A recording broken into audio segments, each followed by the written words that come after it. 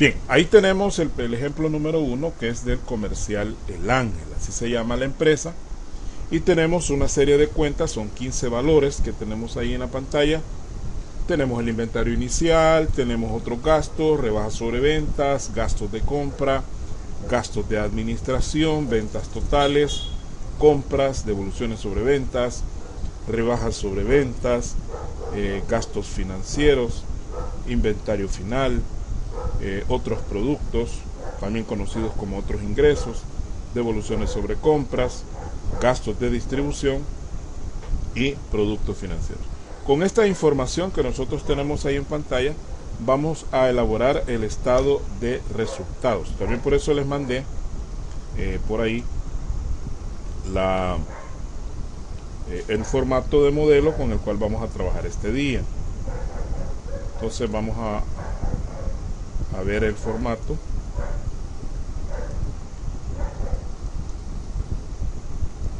Aquí lo tenemos el formato. Y ahí tenemos el cuadro con el cual vamos a trabajar este día. Y dice, pues, obviamente tenemos un encabezado que dice comercial El Ángel, estado de resultados de tal fecha a tal fecha. Recuerde que el estado de resultados, a diferencia del balance general, incluye un periodo que va de una fecha, que la fecha de inicio del año, en este caso, a la fecha de finalización del año. Luego la expresión de la moneda no debe faltar. Dice expresado en dólares de Estados Unidos. Y luego tenemos un cuadro que tiene una primera columna que es la de conceptos, y luego tenemos 4 columnas que son las que vamos a utilizar para poder ir colocando las cantidades. Espero que todos tengan ya su cuadrito ahí, que ya lo llenen el encabezado.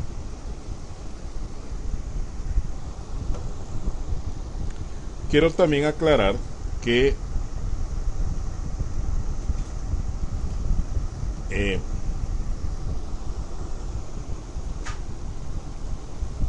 esto de los encabezados de los conceptos, la columna 1, la 2, la 3 y la 4, esto no es que en la empresa usted le va a poner esos números, no. Esto yo lo utilizo como un recurso didáctico, porque cuando yo estoy explicando, el alumno tiene que identificar en qué columna le estoy diciendo que coloque una determinada cantidad. Entonces yo le digo columna 1, columna 2. Entonces por eso yo pongo ese encabezado donde coloco el número de las columnas. Pero cuando usted va a hacer un estado de resultados en la empresa, no va a requerir ponerle esos números, ¿no? Bastará con poner las columnas y usted se va a ubicar donde las va a escribir. Otra cosa es que este estado de resultados está diseñado con un número de 15 cuentas, que es el total de cuentas que se pueden utilizar en un momento dado. Pero podría ser, eso se puede dar en un momento determinado, de que usted no tenga a disposición todas las cuentas, sino que hay algunas cuentas que no existan dentro del... Por ejemplo, puede ser que en un momento dado no haya inventario inicial o no haya inventario final, por ejemplo. Esas cuentas no van a aparecer. Las ventas y las compras casi siempre van a aparecer, porque son movimientos que es inevitable que cada año se den compras y se den ventas. Lo mismo los gastos de operación. Pero hago este recordatorio porque puede ser en algunos casos donde usted tenga que hacer un estado de resultados y solo tenga 8 cuentas, por ejemplo, o 9 cuentas, y con eso es factible elaborar el estado de resultados, solo que haciéndole ciertos acomodos o ciertas adaptaciones. Vamos a comenzar primero. El estado de resultados tiene 4 bloques, básicamente. El primer bloque se llama el bloque de las ventas netas. Entonces vamos a comenzar escribiendo acá. Ponemos la palabra ventas netas y la subrayamos. Por el momento no sabemos cuántos son las ventas netas, porque las ventas netas son las ventas reales, ¿no? Lo que realmente se ha vendido. El problema que se da es que nosotros tenemos un valor de ventas totales. Las ventas totales son lo que aparentemente usted ha vendido, ¿no? Supuestamente en este caso hemos vendido, vamos a ver aquí, hemos vendido 1.896.745.31 dólares. ¿De dónde sale esta información? Esta información sale del planteamiento, ¿no? Ahí lo tenemos en el PDF que les envié. Ahí usted busca la cuenta ventas o ventas totales y le va a aparecer 1.896.745.31. El problema es que a partir de esas ventas que usted ha hecho, los clientes en algún momento pueden haber hecho o le podemos haber concedido lo que nosotros conocemos como rebajas sobre ventas.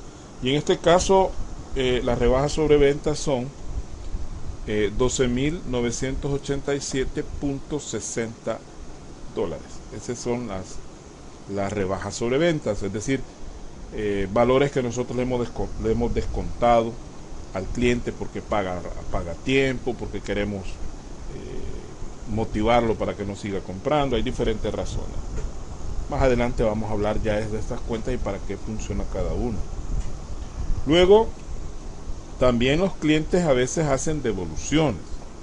Es decir, mire, fíjese que este producto no iba de acuerdo al pedido, o mire, está dañado, entonces hacen una devolución. Entonces en este caso las devoluciones nos dan 7.600.45 dólares. Entonces,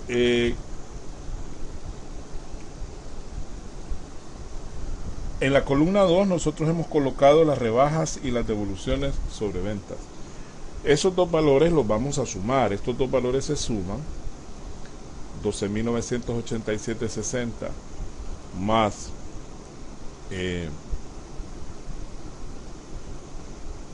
7.600.45.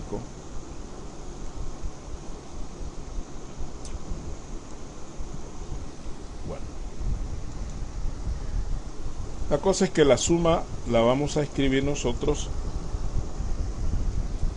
justamente a la par de las devoluciones y nos da 20.588.05. Ese valor nosotros se lo vamos a restar a las ventas totales, ¿verdad? Porque aparentemente hemos vendido 1.896.745.31, pero como ha habido rebajas y devoluciones, eso disminuye el valor de las ventas y a eso le vamos a llamar nosotros ventas netas. Ventas netas. ¿Cuántos son las ventas netas? Son 1.876.157.26. Ese es el primer bloque que nosotros debemos elaborar en el estado de resultados, las ventas netas, ¿no? Entonces, ya con las ventas netas, que son prácticamente el ingreso más importante que la empresa ha tenido, no se preocupe si no logra copiar todo, ¿verdad? De todas maneras, yo le voy a subir a la plataforma ya el estado de resultados completo en un formato PDF para que usted lo pueda consultar o lo pueda completar la información.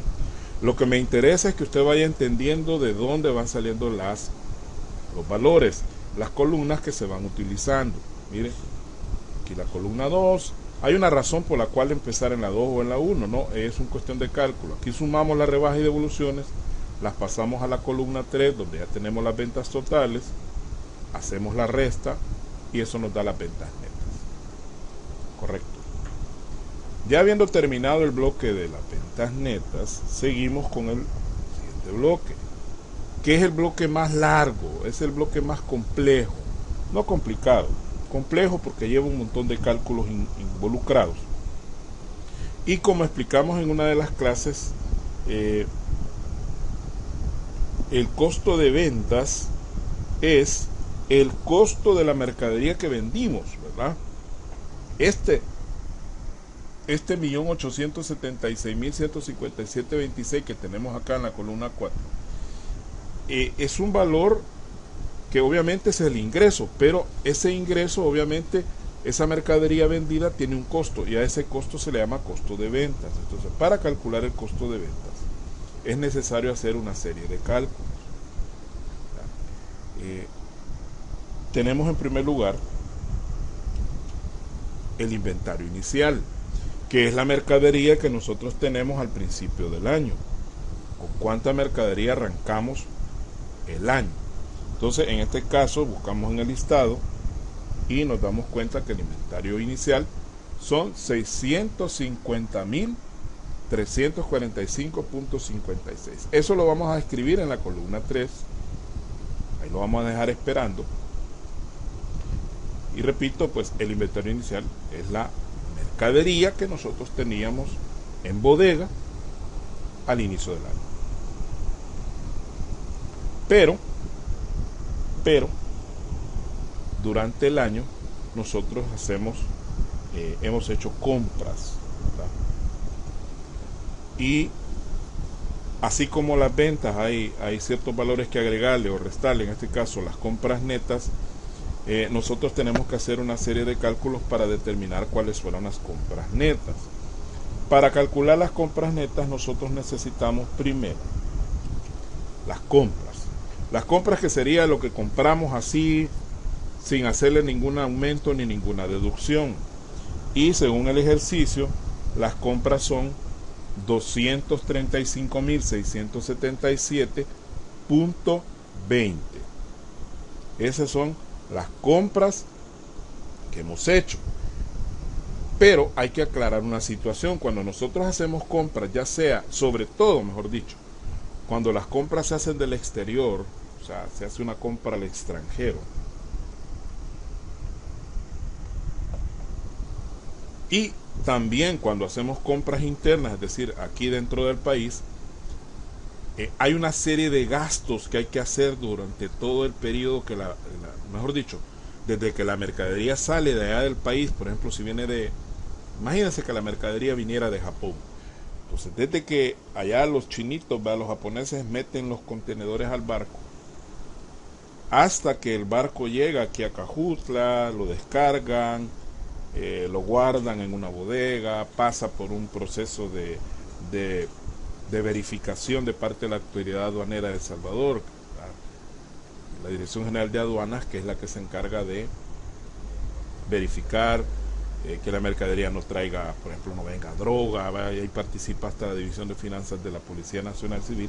Pero también hay cálculos de algo que se llama el derecho arancelario de importación, que se le cobra, que es un porcentaje sobre el valor de la mercadería, dependiendo qué es la mercadería que viene. Y hay que pagar seguro, porque si viene del Japón, obviamente en el transcurso del viaje pudo haberle pasado algo, hay que pagar seguro, es obligación hacerlo. Y hay que pagar también a la naviera, o sea, el barco que trajo, la empresa que tiene los barcos, que trajo la mercadería, hay que pagarle. Y ya estando aquí, pues hay que pagar el DAI, hay que pagar IVA, aunque el IVA va aparte, ese no se mezcla con el costo. Y probablemente habría que pagar también transporte interno, porque hay que traerla en un furgón desde allá del puerto hasta aquí a San Salvador, hasta Chalatenango, donde sea que usted tenga la bodega.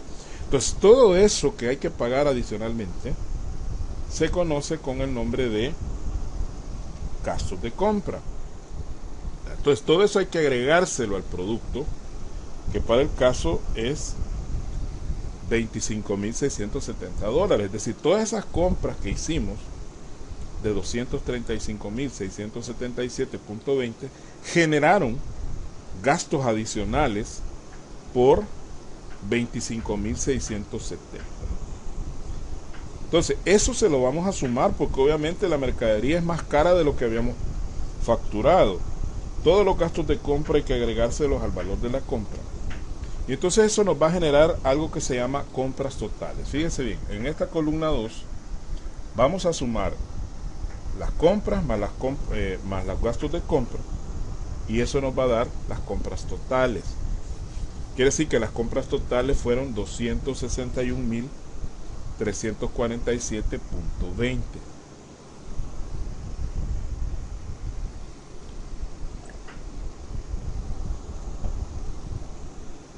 De hecho, cuando la mercadería se trae del exterior,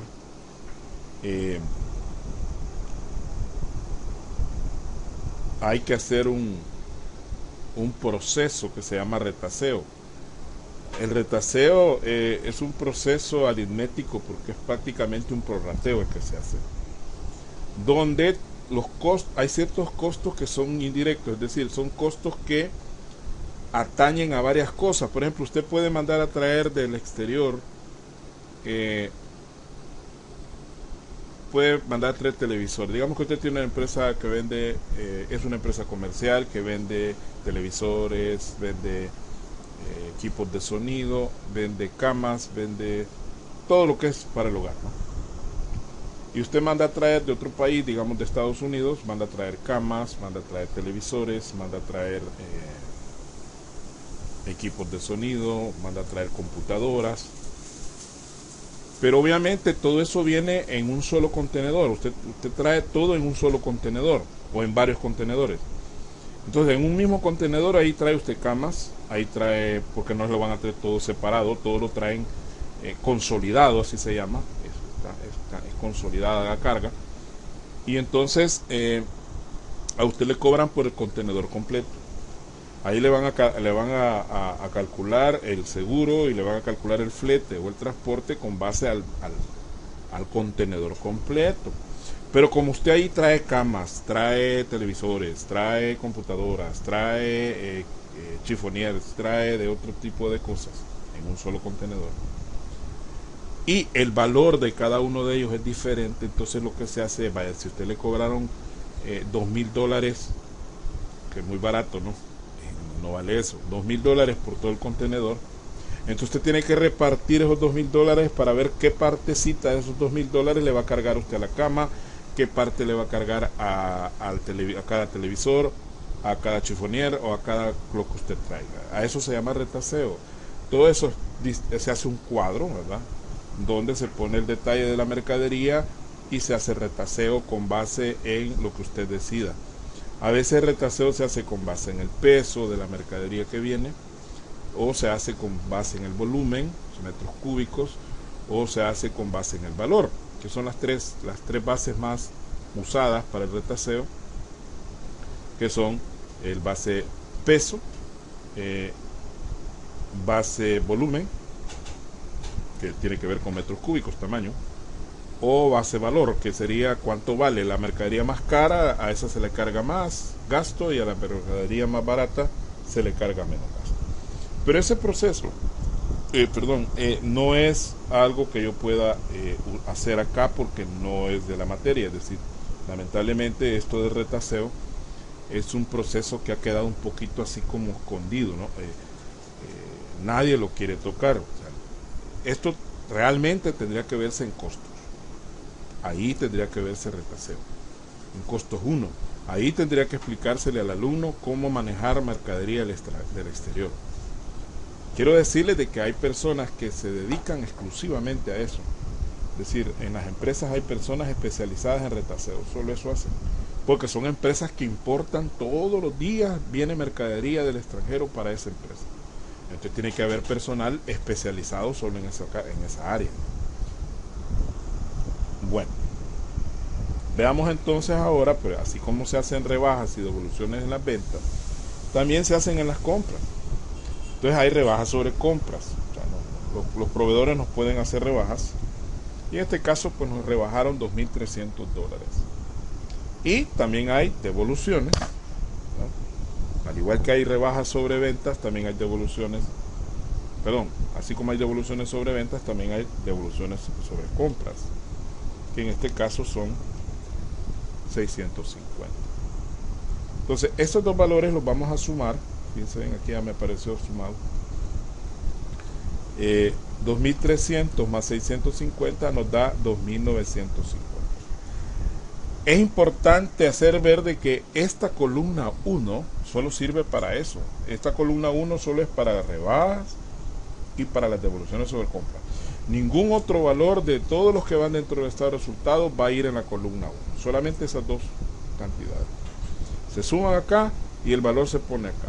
Aquí este signo menos que yo le pongo aquí es un indicador de que aquí usted va a hacer una resta. Si usted quiere, escríbalo ahí en su cuadro. Si no, pues no es necesario que lo haga, pero le va a indicar que ahí vamos a hacer una resta. Si nosotros restamos eh, las compras totales menos la rebaja y devoluciones, eso es lo que nosotros vamos a conocer como compras netas. O sea, 261.347.20 menos 2.950 le va a dar 238.397.20, que son las compras netas.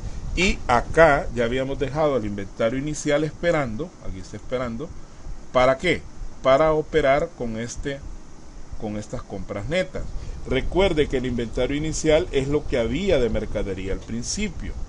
Entonces, si a lo que había de mercadería al principio nosotros le sumamos todo lo que compramos en el año, eso nos va a dar algo que se llama mercadería que estuvo disponible.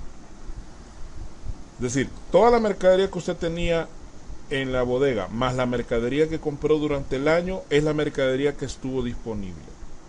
Algunos le ponen mercadería disponible, pero eso no es cierto. La mercadería disponible sería en todo caso el inventario final, que es lo que hay ahorita.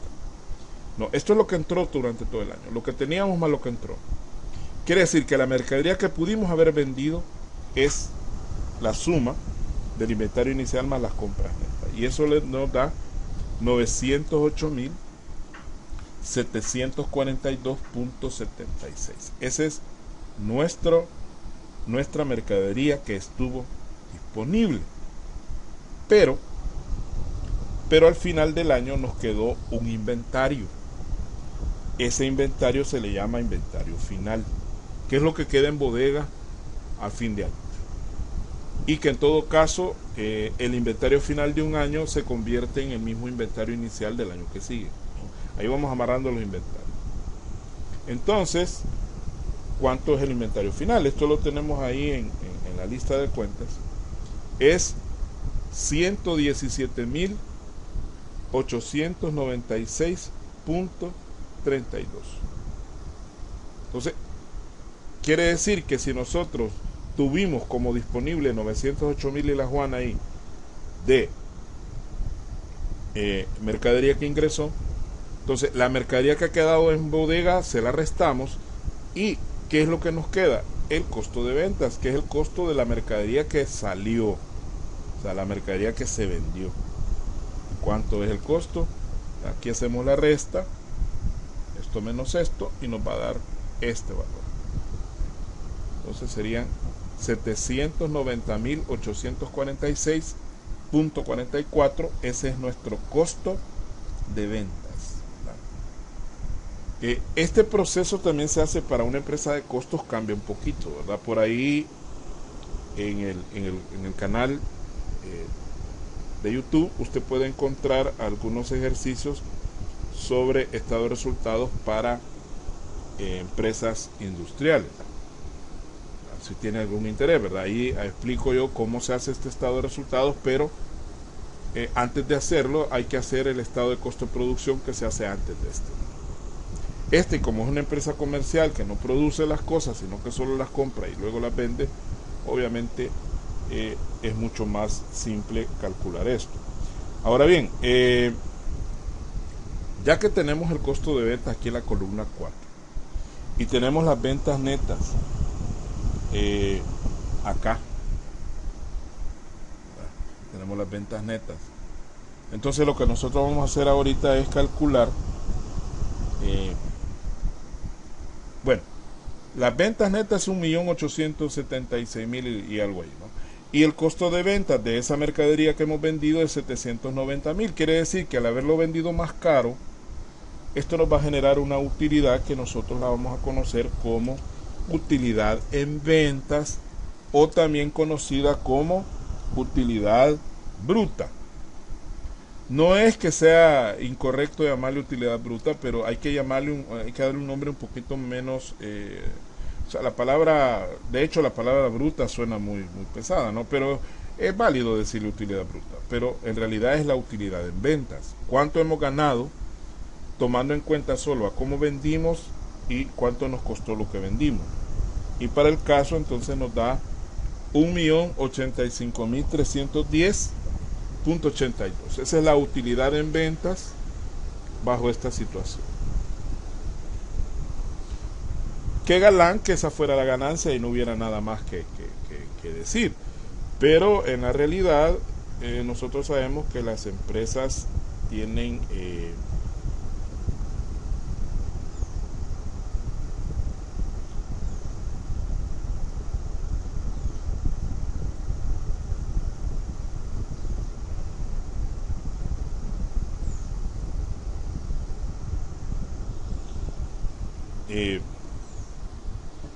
hay otra serie de cosas que hay que aplicarle a esa utilidad para determinar ya la verdadera utilidad.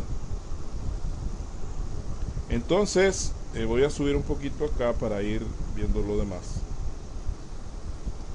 Repito, si usted no logra copiar todo, no se preocupe, yo siempre le voy a compartir el documento. A partir de la utilidad en ventas, entonces, ahora vamos con algo que se llama gastos de operación. Y como vimos en la teoría, pues los gastos de operación, tenemos los gastos de distribución, que para el caso son 365.450.35, y los gastos de administración, que son $112.560. Estos dos valores los vamos a sumar, obviamente, porque los dos son gastos, entonces se suman los dos, y el resultado lo ponemos a nivel de gastos de operación, la suma, que en este caso nos da 478.010.35. Esos serían los gastos de operación. Fíjense que a veces las empresas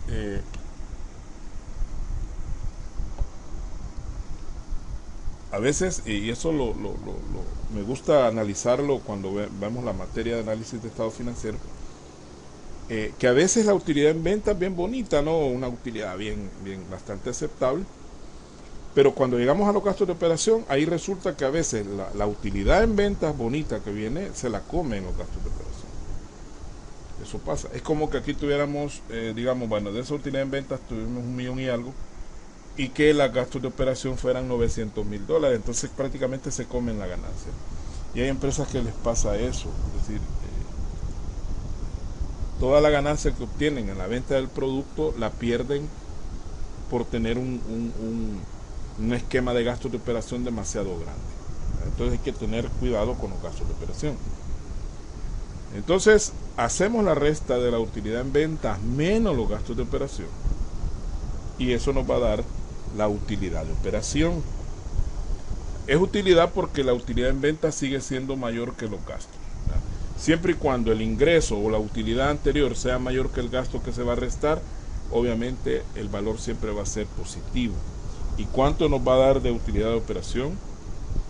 Nos va a dar 607.300.47.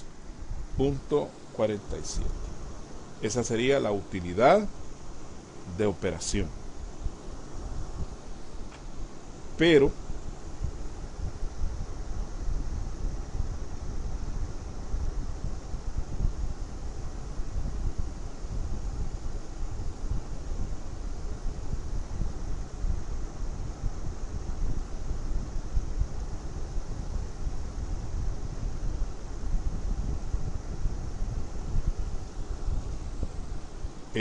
de esa utilidad de operación, la empresa tiene también que obtener financiamiento, es decir, tiene que hacer préstamos en los bancos u otro tipo de opciones, y de la misma manera también la empresa hace inversiones financieras y genera algún tipo de ingresos. De ahí que viene esta otra parte que se le llama resultados financieros. Y si usted observa acá, le hemos puesto más o menos, porque el resultado financiero se va a sumar o se va a restar dependiendo de cómo esté la situación. Si los ingresos financieros son mayores o los productos financieros son mayores a los gastos financieros, obviamente que el resultado va a ser positivo, pero si se da lo contrario, entonces ahí el resultado va a ser negativo. Veamos qué es lo que pasó acá. Siempre ponemos primero los productos financieros y tenemos de productos financieros 367.80. Ese es el producto financiero. Y de gastos financieros tenemos 1890.74. Entonces podemos observar ahí que los productos financieros son menores a los gastos financieros. Entonces, el resultado financiero sería de menos 1522.94. Porque si usted hace la resta, ¿verdad? Ahí en la calculadora, hay que tener cuidado con la ley de los signos. Vamos a ver si tenemos aquí nuestra calculadora. Entonces podemos observar nosotros que tenemos 367.80 menos 1800, perdón,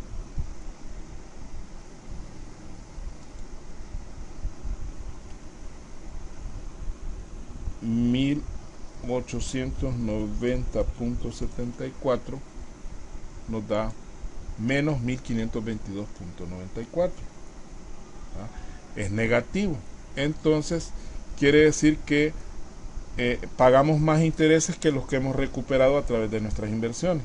Eso casi siempre es así, porque normalmente la empresa no se dedica a invertir financieramente, sino más bien generalmente hay más pago de intereses que cobros de intereses. Pero bueno, a este valor le vamos a restar la utilidad de operación, le vamos a restar el resultado financiero, y como la utilidad de operación es mayor que el resultado, aún siendo negativo, pues siempre nos va a seguir dando utilidad, que nosotros le vamos a llamar utilidad después de intereses. Así se llama esa utilidad.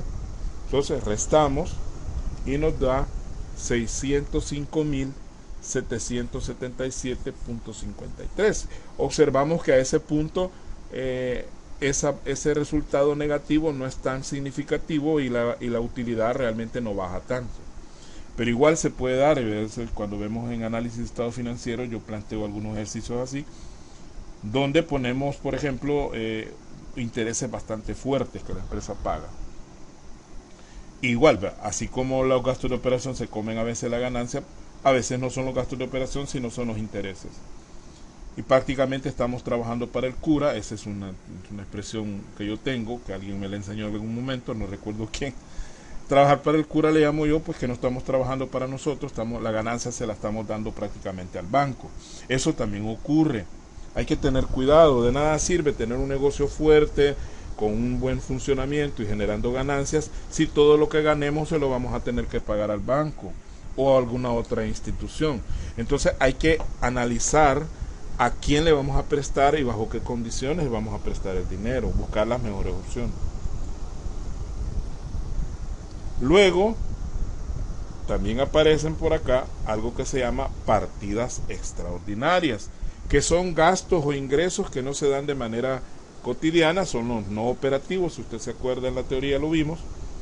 Y hay otros productos, o también llamados otros ingresos, y hay otros gastos que no deberían de ser tan significativos, pero que a veces también ocurre de que en esta parte hay como que un valor demasiado exagerado en alguno de ellos, ¿no? Eso hay que tomarlo en cuenta.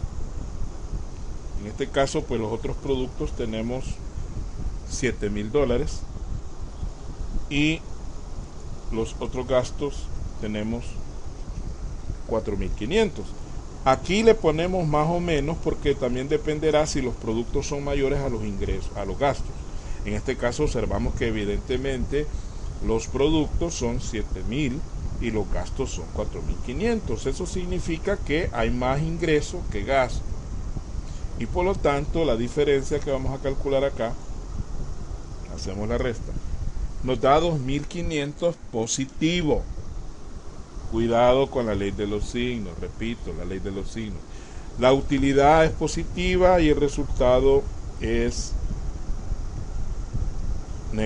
positivo también. Entonces, ¿qué vamos a hacer? Vamos a hacer la operación, y en este caso sería como la ganancia es mayor que esto, pero en todo caso los dos son positivos, hacemos suma y nos sigue dando utilidad, o sea, siempre estamos en utilidad de 608.277.53 dólares.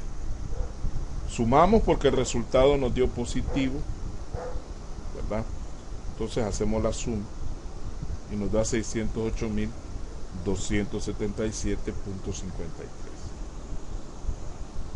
Ya vamos llegando. A esto se le llama utilidad antes de reserva e impuesto. Así se llama. Utilidad antes de reserva e impuesto. Luego que tenemos esta utilidad, como hay utilidad, entonces es válido calcularle la reserva legal. La reserva legal está regulada por lo que establece el Código de Comercio en diferentes artículos. En este caso, como estamos hablando de una sociedad anónima, ahí dice SA, de acuerdo con el Código de Comercio, dice que la reserva legal va a ser el equivalente al 7% de la utilidad neta. En realidad no se refiere a la utilidad neta porque la utilidad neta queda ya al final, ¿no? Aquí se refiere a esta utilidad antes de reserva e impuesto, entonces nosotros le vamos a calcular el 7% a esta utilidad que tenemos acá. Veamos si lo podemos hacer acá con la calculadora. Dice que son 7.000. No, estoy mal. Es 608.277.53 por el 7%. Serían 42.579.43. Veamos si es cierto. Veamos si es cierto. Ahí está. 42.579.43. Esa reserva no es un gasto desde ningún punto de vista, no es un gasto, es una reserva. Eso es un dinerito que vamos a guardar ahí en el patrimonio para tenerlo disponible por si acaso en algún momento, en lugar de tener ganancia tenemos pérdida. Ese valor nos va a servir para cubrir esa probable pérdida. Entonces ahora lo que vamos a hacer es restarle.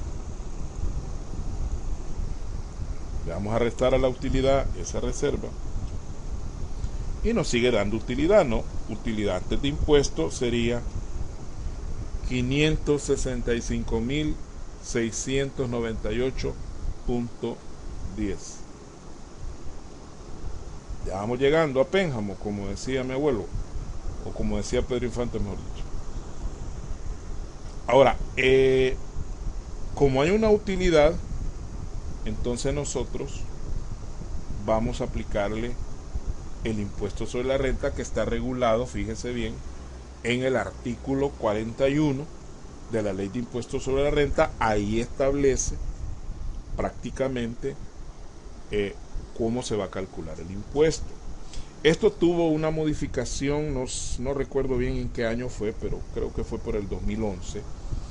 Antes la tasa de impuesto que pagaban las personas jurídicas, porque en este caso estamos hablando de las personas jurídicas, una persona natural pues se basa en una tabla que es diferente del artículo 37, pero cuando habla de sociedades pues hay que aplicar el artículo 41, que antes decía que la tasa de impuesto era del 25%, pero se reformó porque se dijo, bueno, hay personas que ganan bastante y que pagan prácticamente el mismo porcentaje, entonces vamos a dejar el porcentaje bajo un esquema progresivo, le llaman. Progresivo significa que entre más gana la persona, más paga, contrario al regresivo, que parece ilógico, pero hay ciertos impuestos, por ejemplo los municipales, que entre menos es la base, más paga la gente. Relativamente, por ejemplo, paga más un bazarcito de un mercado, por ejemplo, o de esos bazarcitos que están ahí en la zona del centro de Chalatenango, ahí por la iglesia hay unos bazares bien bonitos que venden artesanía. Paga más un bazarcito de esos que un banco en términos de impuestos municipales, porque las tasas son regresivas, es decir, entre más la base, Porque hay que aclarar que el impuesto municipal no se paga sobre las utilidades, sino que se paga sobre los activos. Entonces, obviamente un banco tiene mucho más activos que un bazar, pero el porcentaje que aplican al banco es mucho menor que el que le aplican al bazar. Claro, siempre va a pagar más en términos absolutos el banco, pero relacionado con el activo va a pagar mucho menos. Pero bueno, volviendo al punto, la reforma establece que la utilidad que sea de $150,000 o menos, se le aplica el 25%, y cuando la utilidad sobrepasa los $150,000, entonces se le aplica el 30%. Entonces vamos a ver acá, como pasa de 150,000, entonces le vamos a aplicar el 30%. Vamos a ver.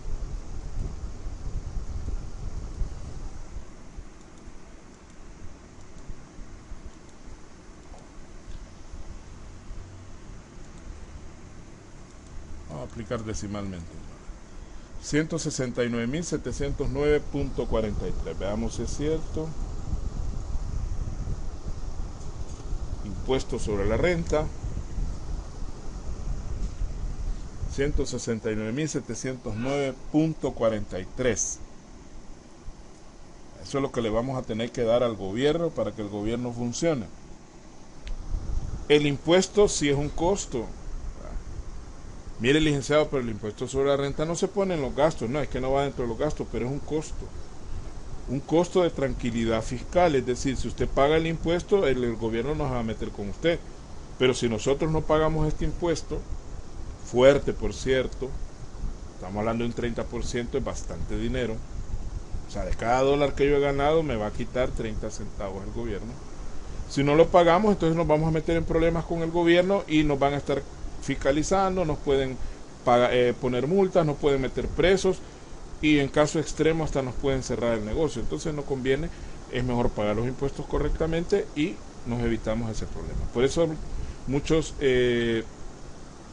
especialistas dicen, bueno, el impuesto, todos los impuestos en general son el costo de la tranquilidad fiscal, el costo de no tener problemas con el fisco y por lo tanto en algo que nos podría costar más de lo que estamos tratando de evitar.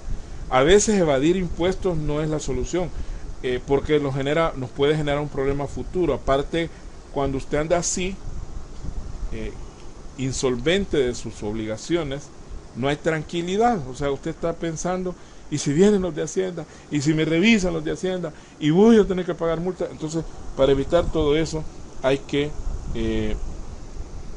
pagar los impuestos correctamente. Entonces, ya con ese impuesto, entonces nos queda nuestra utilidad del ejercicio, que nos vamos a sacar restándole a esa utilidad antes de impuesto, el impuesto sobre la renta, que nos da 395.988.67, que sería ya prácticamente la utilidad que se puede distribuir o repartir entre los socios, ¿no? Imagínense, de 1.800.000 y no sé cuánto que eran las ventas, nos queda ese puchito de 395.988. Pero así funcionan las empresas. O sea, hay una idea en el ser humano en general de obtener más por menos. Todos somos así. Todos queremos obtener lo máximo con el mínimo. Y eso enfocado en cualquier actividad que nosotros desarrollemos. Por ejemplo, en el trabajo, nosotros quisiéramos llegar una hora a trabajar nada más y que nos paguen el día completo. O sea, todos somos así. Tenemos esa mentalidad. Y a veces esa mentalidad nos hace cometer errores, sobre todo a nivel empresarial. Por ejemplo, hay empresarios que dicen que en su afán de obtener ganancias, paga mal a los empleados. Entonces les paga poquito, no les valora su trabajo, no hay incentivos de ningún tipo. Entonces, ¿qué pasa con este empresario? Esto lo conozco yo de primera mano, de una empresa donde trabaja alguien que conozco, que la queja general es de que aumentos casi no hay, lo que aumentan es trabajo, dice, pero no les pagan más. Al final, estas personas pasan 2, 3 años en esa empresa, de repente ven por ahí otra oportunidad, aplican a esa otra empresa, los contratan y esta empresa que los ha formado prácticamente, que les ha dado, o sea, que donde han aprendido a trabajar, se queda sin el recurso por no pagarles un poco más. ¿Y qué toca? Entonces contratar una persona nueva que va a llegar a aprender, porque aunque tenga experiencia, va a llegar a aprender el cargo porque cada empresa es diferente. Entonces el costo de estarlo entrenando al otro, el costo de los errores que puede cometer es mucho más alto que haberle ofrecido un aumento a la persona que ya había aprendido y que está allí. Entonces esas empresas generalmente se vuelven formadoras de personal para otras empresas. O sencillamente el trabajador, al no ganar bien, hace su trabajo a desgano y no logra, o sea, no lo hace como debe ser. Entonces es importante saber invertir en la gente también. Entonces por ahí vamos a llegar, jóvenes. Vamos a parar el video.